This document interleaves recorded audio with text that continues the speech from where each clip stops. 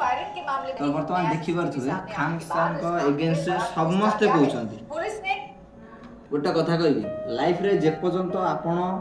भाई भल काम करि चलथिबे लोक मान तुमको तुम प्रशंसा करि चलथिबे आ लाइफ रे वांस तुम जदी गोटे मिस्टेक कल भाई समस्ते हजारटा भल काम करथा लोक भूली जीवे सेही गोटे खराब काम को धरिकी भाई तुमको पूरा बदनाम करदेवे आ तुम भूली जीवे तुम कौन थिल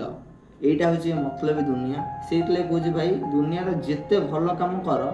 लास्ट को निंदा ही पाइबो एटा होची निराट सत्यता जेमती खान सहित घटुची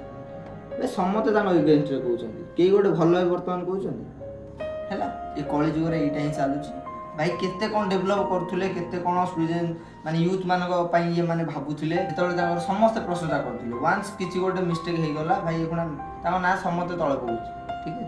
ए भळा ही हम इंडिया घटुची किसी मत एमती ये लगे से गोटे बनैली भाई समय खराब थे समस्त ये चेंज हो या कह चाहिए ये कही रही जय जगन्नाथ।